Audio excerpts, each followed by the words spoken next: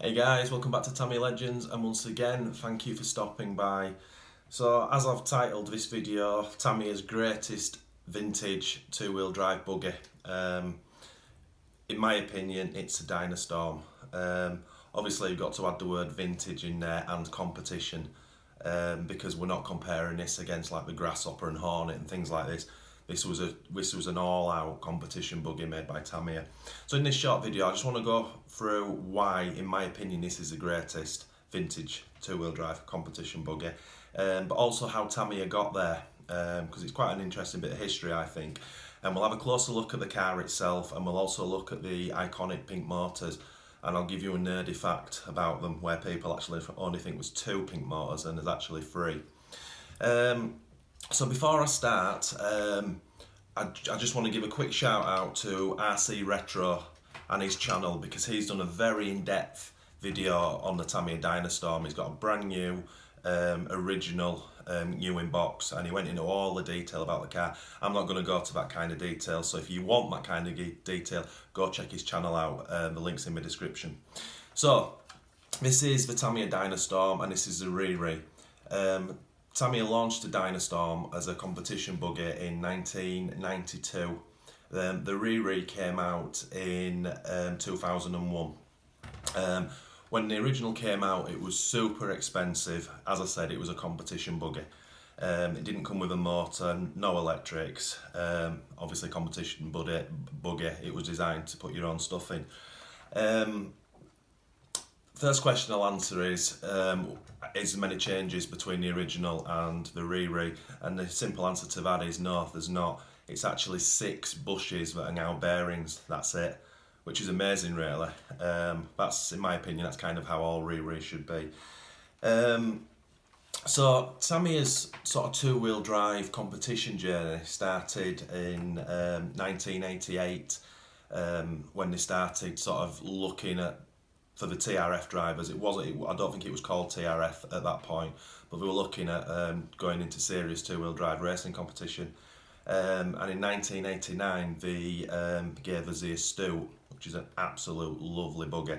The Astute, in my opinion, is very similar to the Avante in the sense that it was kind of heavily over-engineered and didn't quite cut it on the racetrack. A year after that they launched the Super Astute, which had obviously the better gearbox, and it had better geometry with the battery layout.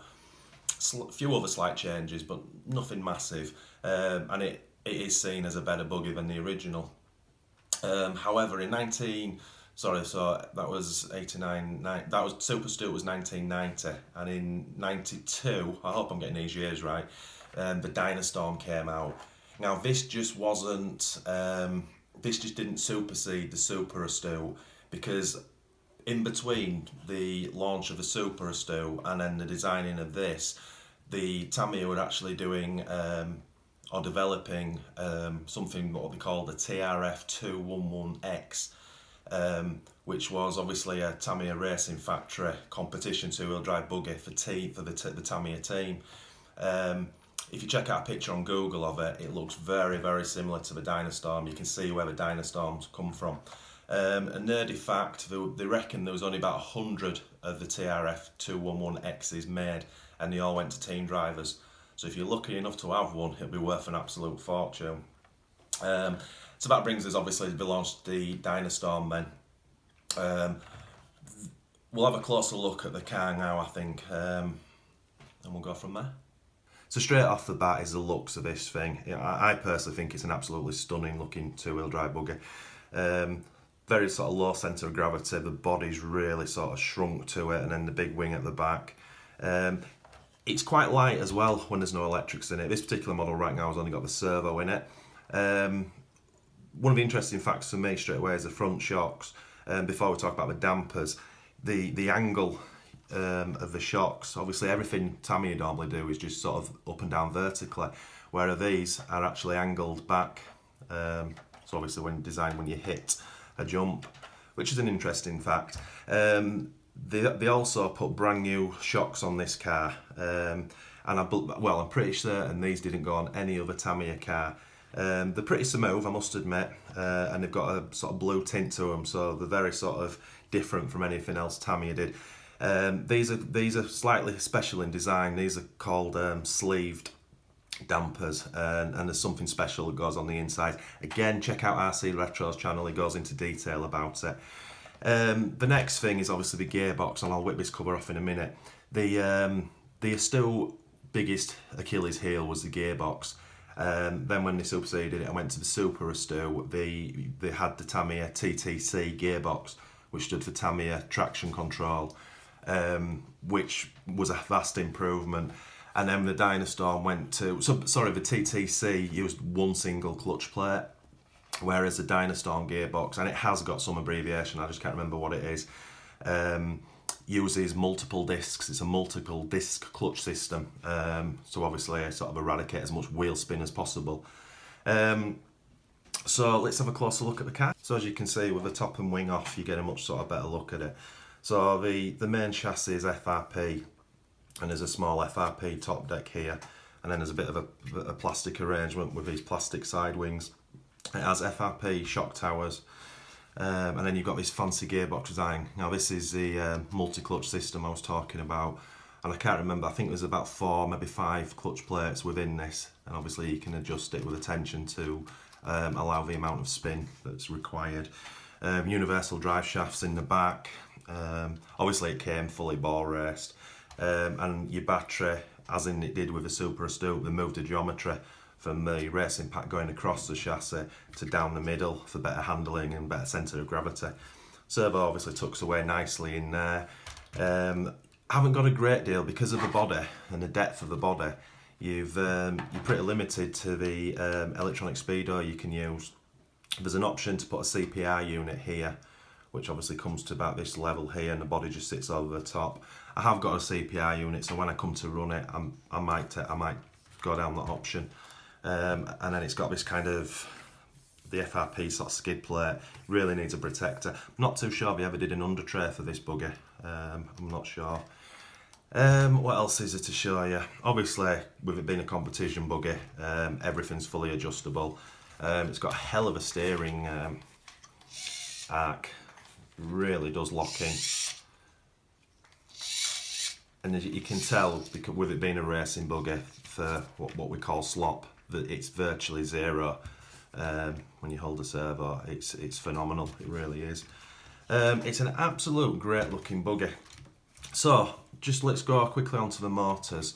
So in when this was released in, what did we say, 92, obviously with it being a competition buggy, it came without a motor in the kit, but the Tamiya released at the same time, as I call it, the iconic Tamiya Actor Power 2-wheel drive motor. So this was the motor of choice for the majority of sort of Tamiya lovers back then. These are mega rare now. So this is a fully modified, rebuildable and tunable motor. Its wind is 14.2 and it's quite high in torque for the 2-wheel drive buggy. So generally when you're finding an original one of these, I think 9 times out of 10 you'll find one of these in there, which is a mega rare find.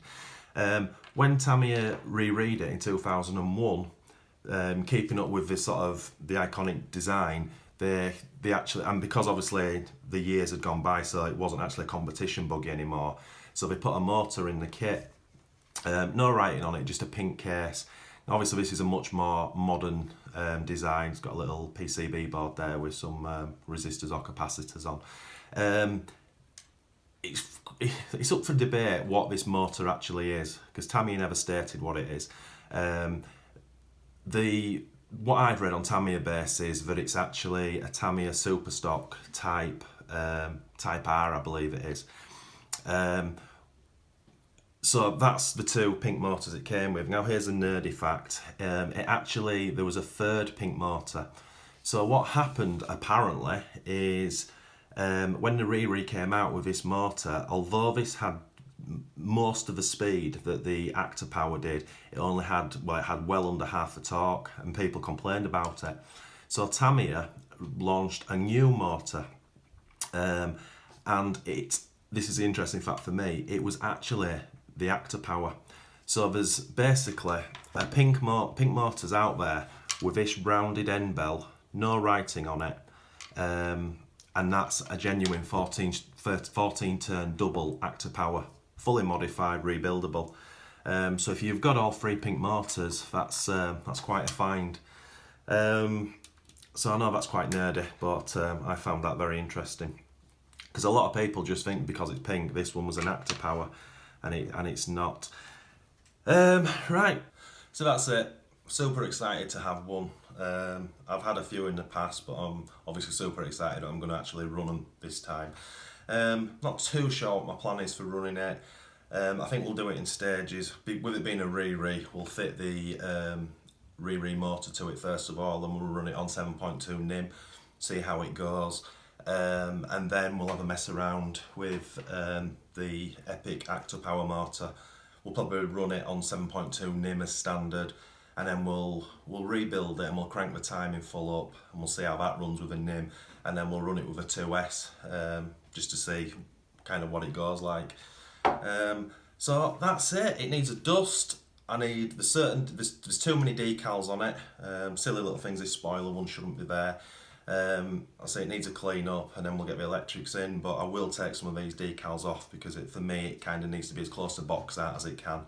Now it's not a box art colour because this gunmetal grey that's been painted, box art is actually blue, but the metallic blue is correct, but that's no biggie. So I think that's about it. If I've said anything wrong or by mistake, or if you've got a TRF211X, leave a comment below. I'd love to hear about that. And so once again, thank you for watching. It's much appreciated. If you are new to this channel, if you consider liking and subscribing to support us, that would be much appreciated. And most of all, guys, happy RCing.